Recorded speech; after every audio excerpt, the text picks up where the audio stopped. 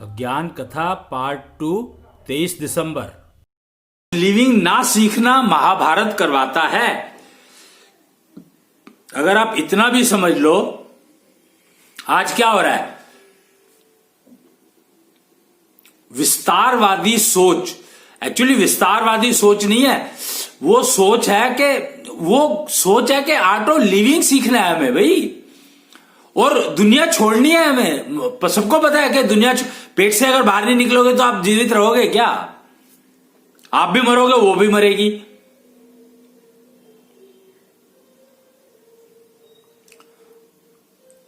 Auto और पेट में आओगे कैसे? अगर ऑटो लिविंग नहीं सीखी तो पेट में आओगे कैसे? तो ऑटो लिविंग तो आपको हर हाल में सीखनी पड़ेगी, नहीं तो बीमार रहोगे। अब क्या हो रहा है, मतलब कोरोना को देखो आप, अब कोरोना नया स्ट्रेन आ गया, कहते हैं कि नया स्ट्रेन आ रहा है। कोई नया स्ट्रेन क्या होता है? मतलब उसका पुनर्जन्म हो गया, सिंपल। इतनी सी बात को समझना नहीं चाहता कोई। नया स्ट्रेन तो कह दिया उसको, और पुनर्जन्म कह दो उसको, तो क्या दिक्कत है? और नाम भी कोरोना ही है उसका, और पुनर्जन्म में कोरोना नाम दे दिया तो नया स्ट्रेन आ गया। मतलब नया कहने में क्या मिला और पुनर्जन्म कहने में क्या मिला? नुकसान क्या हुआ ये बताओ मेरे को, दोनों केसेस में सोच कर देखो आप। अगर आपने आर्ट ऑफ लिविंग सीखा होता तो आपको कोरोना कोरोना दिखाई देता।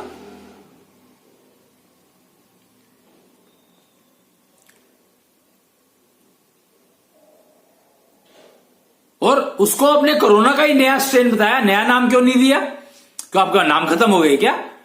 अरोना, परोना, टिरोना, लरोना, करोना, कुछ भी दे सकते थे भाई। जब नया बच्चा पैदा होता है, पैदा तो वो पुराने वाला ही नया हुआ है। और जो नए बच्चे पैदा होते हैं वो आपके पूर्वज ही आते हैं आपके घर में। क्यों? क्योंकि सबसे ज्यादा उधार आपका उन्हीं से लेन देन होता है। वो 7 जन्म का तो पत्नी का साथ कहा ही गया है।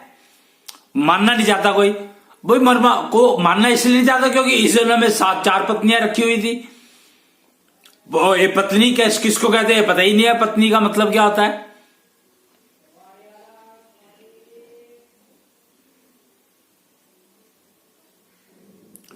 तो आर्ट ऑफ लिविंग अगर सीखोगे नहीं तो जिंदगी बबाल है, बबाल रहेगी, और प्रॉब्लम्स रहेंगी रहेंगी रहेंगी।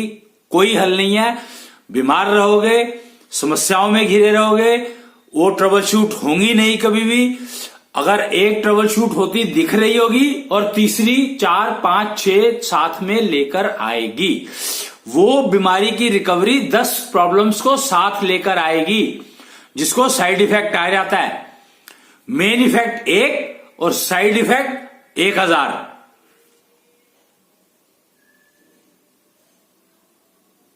आर्ट ऑफ लिविंग तो आपको सीखना ही पड़ेगा। आपके पास कोई चॉइस नहीं है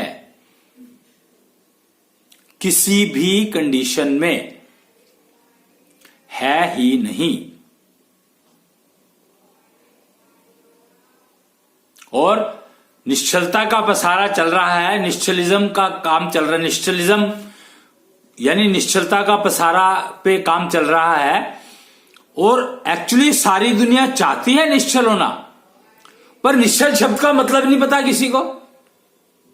निश्चल शब्द का मतलब कि मेरे को कोई छल ना कर सके।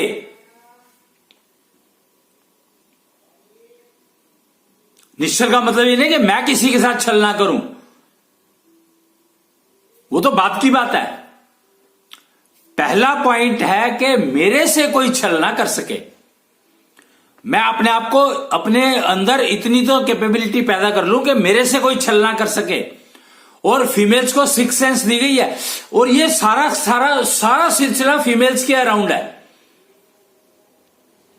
फीमेल को 6 सेंस दी हुई है इसीलिए कि वो उस 6 सेंस से उसको पता लग जाएगा कि वो सामने वाला उसके साथ छल करने के लिए आ रहा है, उसको बेवकूफ बनाएगा, उसको नुकसान पहुंचाएगा।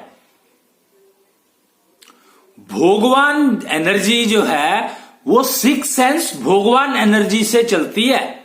6 सेंस की जो एनर्जी है वो भगवान एनर्जी कहलाती है।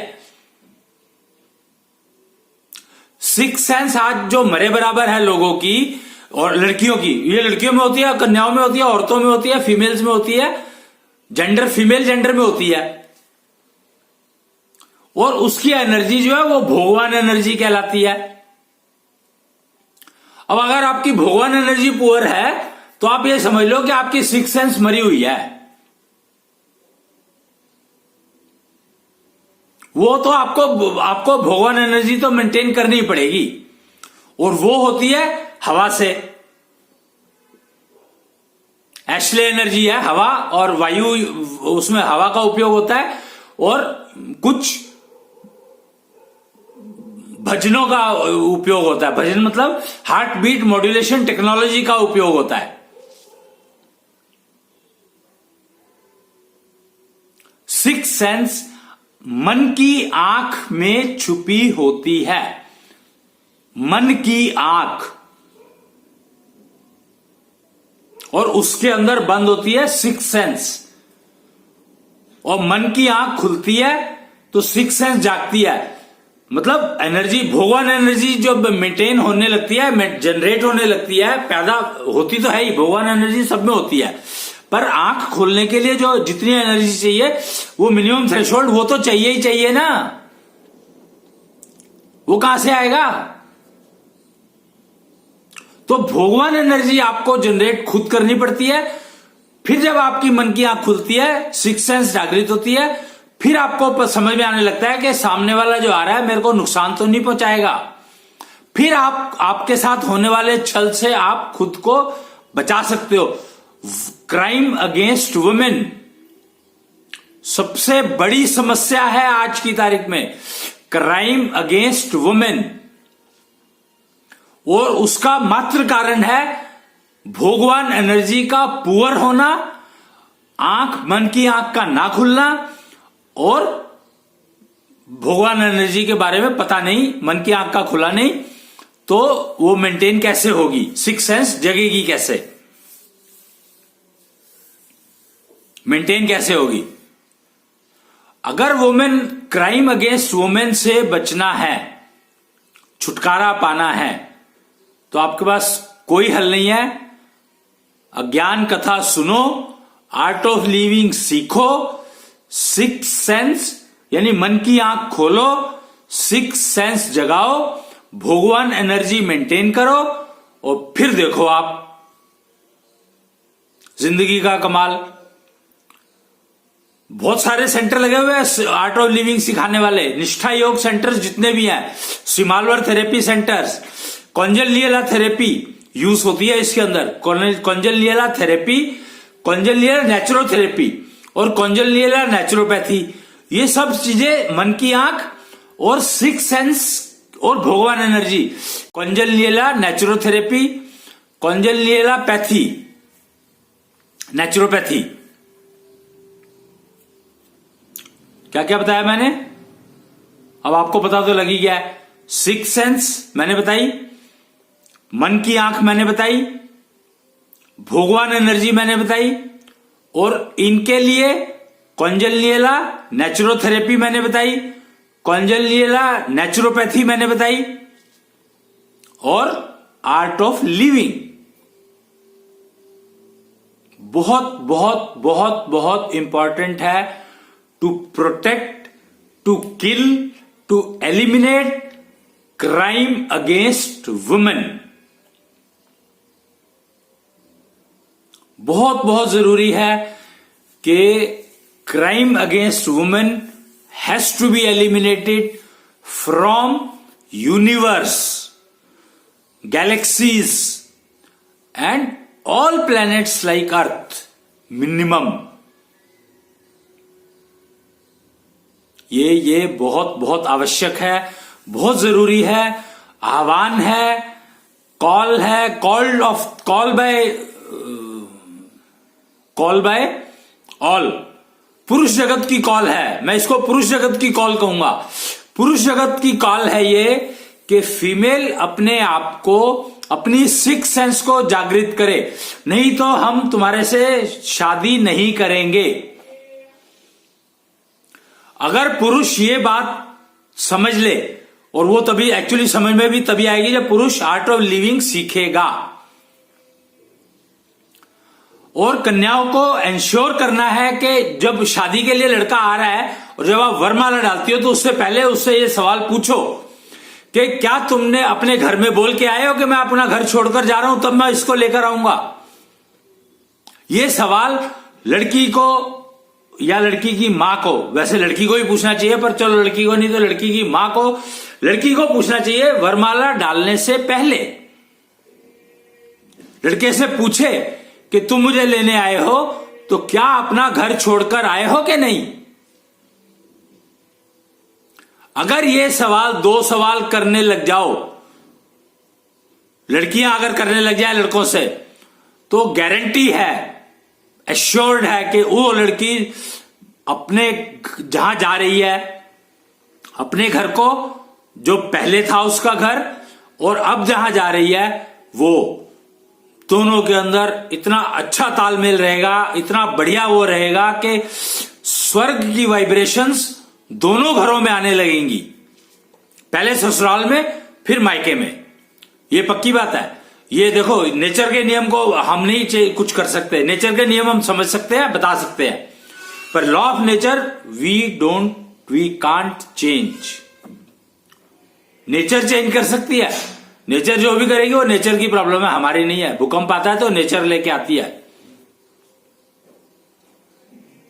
आग लगती है तो नेचर लगाती है, हमें नहीं पता, पर नेचर के नियम बदल नहीं सकते। हां, ये पक्की बात है कि नेचर के नियम समझ करके अगर हम चलेंगे तो नेचर हमारे को कोई भी कैलेमिटी देगी नहीं, गारंटीड। प्रकृति कभी किसी का नुकसान नहीं करती है, पर हां छोड़ती भी नहीं है। अगर कोई उसका नुकसान करेगा तो वो छोड़ेगी भी नहीं। कन्याओं के बारे में कहा जाता है कि अगर वो ठीक है तो ठीक है, अगर वो किसी से वो खा गई, खुंदक खा गई, मतलब किसी के साथ क्रोध में आ गई, तो फिर उसको छोड़ेगी नहीं। नागिन के बारे में यही कहा जाता है कि अगर ठीक है तो ठीक है, नहीं है तो फिर वो छोड़ती नहीं है।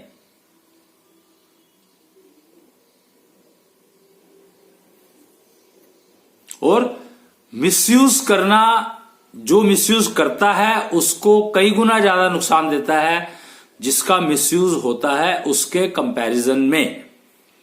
तो आप मिसगाइड करके अगर अपना काम करवा रहे हो किसी से, तो ये सोच लो कि आप अपने लिए नरक का रास्ता खोल रहे हो।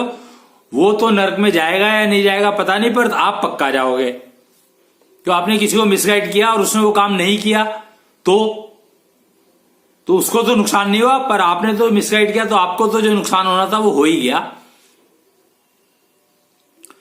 तो मिसगाइड आप करते क्यों? एक्चुअली आप मिसगाइड कोई जान के किसी को मिसगाइड करता है क्या? सवाल ही नहीं उठता, प्रकृति में ही नहीं बना। लेकिन जब मुझे ये अगर गलत पता है तो मैं आगे मिसगाइड करूंगा ही ना। मुझे गलत पता है तो मैं क्या करूं? और मुझे गलत क्यों पता है? क्योंकि मैं कॉन्ट्राडिक्शन में था, मैं कॉन्ट्राडिक्शन में रहने की कोशिश कर रहा हूं। अरे मेरे को जो माँ ने मेरे को सिखाया मैं उसको समझूं, या दूसरा कोई सिखा रहा है और वो उल्टी पट्टी पढ़ा रहा है, तो पहले माँ से कंफर्म तो कर लूं कि ये ठीक है या वो ठीक है। फिर वो रावण का एग्जाम्पल आता है कि रावण की माँ ने रावण को सिखा दिया था कि ये गुरु की पहचान है, अगर तेरे को ये मिलता है तो अपना जो कुछ भी तो उसको दे सकता है दे दियो और उससे शिक्षा प्राप्त करियो। पर यहां पर गड़बड़ क्या हो गई? क्योंकि मां को पता ही नहीं था कि जो शिक्षा खरीदनी नहीं है, अपने आप को योग्य बनाना है। शिक्षा उसको योग्य बना दिया गुरु की पहचान करने में। उसको योग्यता बनाने देनी चाहिए थी कि पहचान अपने आप हो जाए, योग्यता बढ़ाने की शिक्षा देनी चाहिए थी। क्योंकि योग्यता अगर आपके पास आ गई तो शिक्षा तो कोई भी दे देगा आपको। गुरु तो सारे हैं, सबको, सारे जो इंसान रूप में पैदा हो गए वो गुरु ही है। आपके पास योग्यता नहीं है इसलिए आप मिसगाइड होते हो। मिसगाइड कोई करता नहीं है नॉर्मली, आप मिसगाइड होते हो क्योंकि आपके अंदर कॉन्ट्राडिक्शन है।